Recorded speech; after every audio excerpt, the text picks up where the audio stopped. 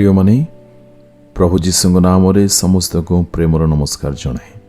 प्रभु जीशु ख्रीष्ट ही एकमात्र परमेश्वर जी आपण प्रेम पुणी चिंता करती। कौन आप मन करुँच जे मोर वस्त्र ठीक नहीं, से वस्त्र देखा केवल ईश्वर नुहति, से आपण को अनंत प्रेम प्रेम करने ईश्वर अटंती। बाइबल रे गीत संहिता 30 अध्यायर 12 पदरे गीत रचक दाऊद कौन कहते आसतु देखा। तुम्भे मोहर चटवस्त्र फिटाए आनंद रूप पटुकार मोहर कटी बांधिअछ। एठारे परमेश्वर भक्त दास कौन कहते आसन ध्यान करवा। तुम्भे मोर चटवस्त्र बाहर करिअछ, जानती यार अर्थ कौनटे? पुरातन नियम रे आमे माने बाइबल देखा पाऊ जितेबाला लोक मैंने दुख आसुला, लोक मान जीवन दुख कष्ट जंत्रणा आसुला, राजा माने सेहीपरि दुख समय चट वस्त्र को से परिधान कर आमे पवित्र बाइबल देखुछु। बाइबल रे उल्लेख अच्छी लोक मैंने चट वस्त्र परिधान तो करती, ता सहित पाउंस बसर आमे देखुछु। जदि आपण मैंने मते पचारे ये छोट वस्त्र माने प्रकृति में कौन अटे, आपण मैंने निहाती देखिथिबे अखा भितर जो गहम पुणी चाउल को रखा जाए ताको बाहर करा जाए, से अखारे निर्मित वस्त्र जहा ताहा ही छोट वस्त्र अटे। ताहा बहुत कुंडाइब मध्य जेहेतु ताहा अखार अटे, एहाको ही छोट वस्त्र बोली कहा जाए। एहा ही छोट वस्त्र अटे।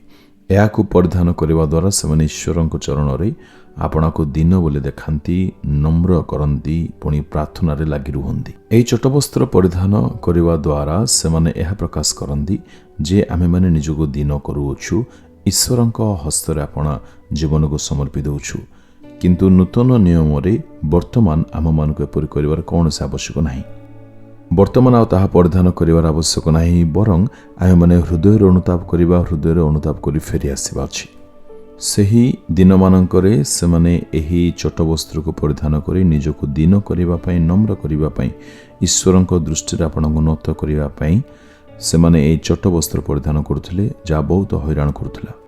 मु गोटे विशेष विषय निमंते निजको नम्र करूछु बोली एहा गोटे संकेत अटे। लोक माने एपरिक पाउंस तले मध्य सोई जाउथिले, एहा द्वारा से माने आपना दीनतार परिचय दउथिले। किंतु परमेश्वर कहउछंती तुममानक एपरि करिवार आउ कौन से आवश्यकता नहीं। एठार दाऊद कहउछंती से छोट वस्त्र फिटाए आनंद रूप पटुकार मोर कटी बांधि अछंती। एणु प्रभुंक लोक माने परमेश्वर चाहती आम मानक जीवन रे ताहांको आनंद को से आम मानकु देवा निमंते। परमेश्वर आम मानकु दया करिवे, पुणी जहा आमे माने ताहांको ठारे मागिबा से आम मानक आनंद पूर्ण करबा निमंते आम मानकु ताहा देबे। आमे माने जदि आपणा जिह्वा द्वारा अन्य मानकु दुख देउछु, तो द्वारा आमे माने कदापि न भाविबा दरकार जे आमे माने धार्मिक अटु बोली। से दिन मानकरे लोक माने निज शरीर को करड़ा प्रहार कराइबा द्वारा पापरु मुक्ति पाउछु बोली चिंता करुथिले। से माने खाली पादरे अनेक निज शरीर को कष्ट देवा द्वारा एहा मने करुथिले जे ईश्वर से मानको क्षमा करिवे। से माने कहथिले आसंद आमे माने निज शरीर को कष्ट देवा लोक माने एही परि कहिबार आमे माने देखिबा को पाऊ। किंतु यह जीशु ख्रीष्टଙ୍କ मृत्यु जाए यह चलुला।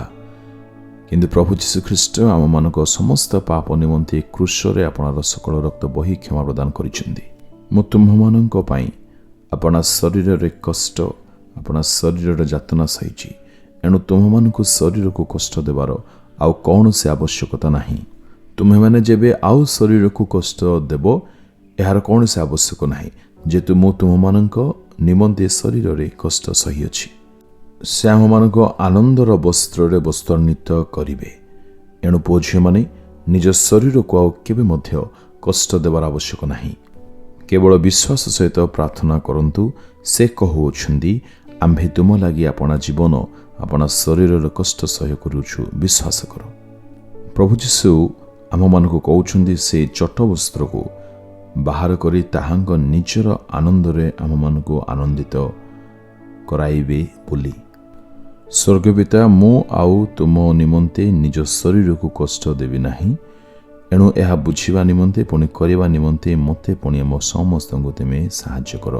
तुमरी रक्त रे जो पाप क्षमार शक्ति अच्छी ताको निज निमंते ग्रहण करने अनुग्रह कर दियो।